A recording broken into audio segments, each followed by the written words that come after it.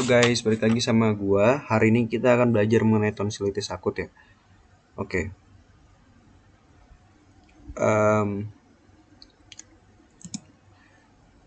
Sebelum kita memahami tentang tonsilitis, kita lihat dulu anatominya. Jadi apa itu sih tonsil? Tonsil adalah organ kecil yang isinya itu jaringan limfoid yang berfungsi dalam sistem pertahanan tubuh. Jadi tonsil ini jaringan limfoid yang berfungsi sebagai sistem pertahanan tubuh. Nah, di sini yang harus kalian garis bawahi adalah jaringan limfoid ya. Jadi jaringan limfoid atau bukan jaringan limfoid, tonsil di daerah orofaring itu ada 4. Adenoid yang 1, kemudian ada tubal tonsil sepasang, kemudian palatin tonsil sepasang, dan ada lingual tonsil nih di sini. Nah, ini 4 ini kalau kita bikin garis imajiner di antara mereka, ini bentuknya seperti ring atau seperti cincin. Nah, cincin ini nanti disebut Waldeyer ring. Seperti itu ya. Kemudian kalau kita kemudian fungsi tonsil itu apa sih? Fungsi tonsil itu ada 2, yaitu ada local immunity dan surveillance mechanism. Local immunity itu gimana? Misalnya ada bakteri atau virus atau patogen lain, dia masuk ke daerah orofaring. Nah, dia nanti akan ditangkap oleh sel dan antigennya ini akan dipresentasikan melalui luar selnya ke limfosit. Biasanya ke limfosit B dan limfosit T. Biasanya lebih ke limfosit B. Nah, dia nanti jaringan limfosit ini akan bereaksi. Sel-sel limfosit ini akan bereaksi. Nah, kalau misalnya nanti infeksinya parah, dia akan terjadi namanya proliferasi yang besar, sehingga terjadi yang namanya pembesaran dari jaringan limfoidnya. Jadi kalau kalian lihat tonsilnya dari luar jadi makin besar. Nah, seperti itu. Yang kedua ada surveillance mechanism. Sebenarnya sama, jadi kayak penangkapan antigen, terus mempresentasikan antigen untuk limfosit. Namun kalau surveillance, selain dia mempresentasikan ke sini, dia juga nanti akan istilahnya mengirim data mengenai antigen ini, informasi mengenai antigen ini ke sistem pertahanan tubuh di jaringan tubuh yang lain. Jadi istilahnya kayak ada patogen yang kuat nih. Selain ditangani di tempat itu, dia harus juga infonya ini disalurkan ke tempat lain dari sistem pertahanan tubuh di jaringan tubuh lain, sehingga nanti sistem pertahanan tubuh di jaringan tubuh lain bisa membuat antibodi yang sama gitu, seperti mata-mata istilahnya. Nih, kalau kita ngomong tentang tonsilitis akut, biasanya fokusnya ke bagian tonsilla palatina atau palatin tonsil. Nah, letaknya di mana palatin tonsil ini? Katanya palatin tonsil ini adalah di orofaring lateral. Lebih tepatnya di antara arcus palatoglossus anterior dan arcus palatoglossus posterior. Nah, ini namanya palatin tonsil. Ingat ya, kalau tonsilitis akut, pikiran pertama kalian harus ini ngomongin tentang palatin tonsil, tonsilla palatina. Nih, dua ini. Suplai arterinya dari mana? Suplai arteri dulu. Suplai arterinya dari tentu saja cabang arteri carotis eksterna. Bagian-bagiannya. Nah, bagian-bagiannya itu ada 4 bagian atau 4 batas. Untuk medial itu biasanya dilapisi oleh epitel berlapis gepeng. Nah, di sini terdapat kripta-kripta. Kripta-kripta seperti kayak lubang atau jurang yang masuk ke dalam tuh. Kemudian di lateral dia biasanya ada kapsula fibrosa. Nah, di kapsula fibrosa ini, di luar dari kapsula fibrosa itu biasanya ada bed of tonsil atau superior constrictor dan superior styloglossus muscle. Jadi ada bed of tonsil. Nah, antara kapsula fibrosa sama bed of tonsil ada loose areolar tissue. Nah, yang perlu kalian ingat di loose areolar ini nanti akan berhubungan dengan tonsilektomi, pengangkatan tonsil ini, gitu. Itu perlu kalian ingat ya. Jadi ada fibrous capsule, loose areolar tissue, kemudian ada bed of tonsil. Nah, di bagian bawah dia biasanya menempel ke belakang lidah.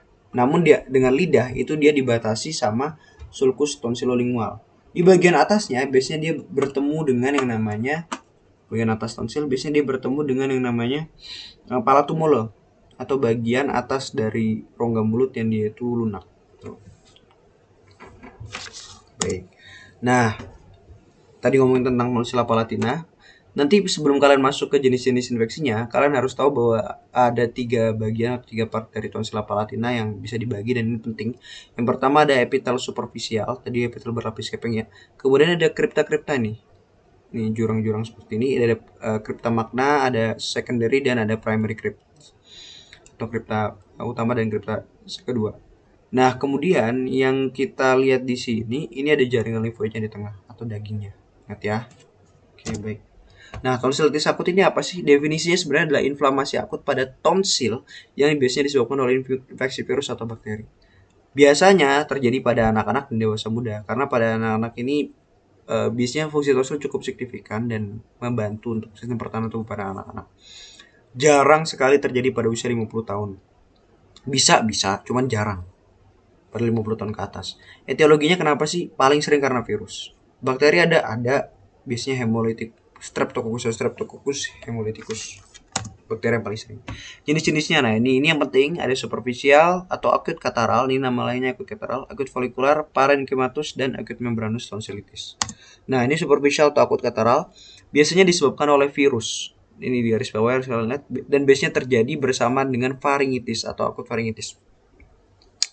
Karena bersamaan dengan acute faringitis, biasanya nggak cuma tonsilnya yang merah dan membesar. Biasanya ada pembengkakan dan kemerahan juga pada daerah faringnya.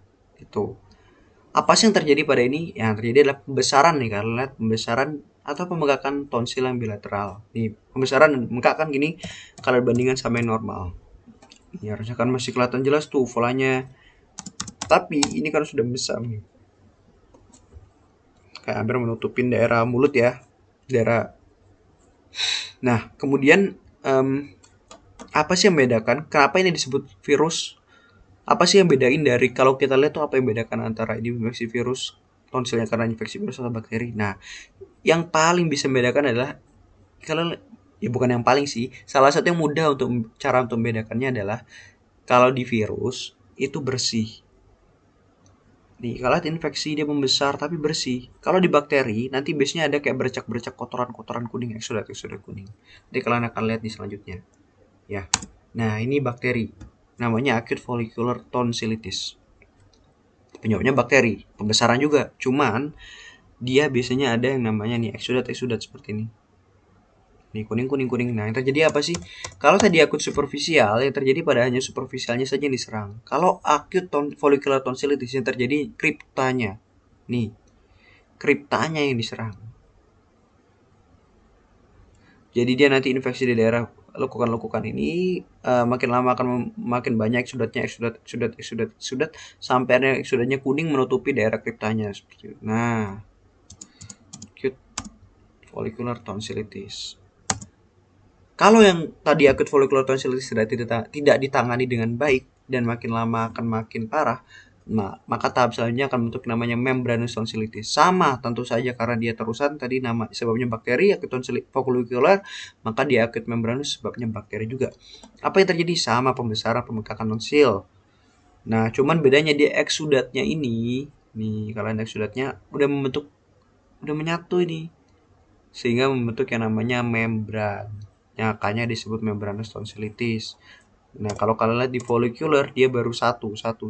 Makin lama dia akan yang namanya makin banyak sehingga akan menyatu antara yang satu dengan yang lainnya akan menyatu nih. Untuk suatu garis. Maka yang terbentuk adalah acute membranous tonsillitis seperti ini. Nanti ini ada beberapa diagnosis diferensialnya yang akan diterangkan lebih lanjut nanti. Nah, yang keempat ada parenchymatous tonsillitis. Terjadi pembengkakan tonsil bilateral yang uniform nih, seperti ini. Bedanya apa sih? Dia sama yang lain, dia infeksinya pada jaringan limfoid dari tonsil. Nih. Kalau tadi yang acute superficial atau kataral di epitel superficialnya. Kalau tadi acute follicular sama acute membranous di bagian kriptanya, kalau acute parenchymal dia ada di jaringan limfoidnya nih. Di sini istilahnya di dagingnya nih. Infeksinya di situ. Acute parenchymatous tonsillitis. Gejalanya apa sih? Tentu saja ini tonsil ke daerah orofaring, nyeri tenggorokan, tentu saja. Yang kedua apa? Yang kedua, daerah orofaring nyeri juga, nyeri tenggorokan, orangnya bisa sulit menelan. Bisa anak-anak sulit menelan, nggak mau nelan gitu karena sakit. Atau bisa aja kalau tonsilnya udah membesar banget menutupi daerah antara mulut ke orofaring, ya sulit menelannya karena ada sumbatan tersebut. Yang ketiga demam, tentu aja karena dia infeksi virus atau bakteri, tentunya bakal ada demam. Yang keempat, infeksi juga biasanya ada gejala konstitusional kalau udah sampai sistemik. Konstitusional itu seperti apa? Ya nyeri kepala, nyeri badan, males kalau kalian mau flu tuh kayak gitu. Ada gejala lain yang tidak tulis di sini, tapi biasanya ada juga. Bisa ada bisa enggak. Itu nyeri di telinga, irek atau nyeri di telinga pada tonsillitis. Baik, nanti part 1 sampai sini aja, nanti akan dilanjutin di part 2.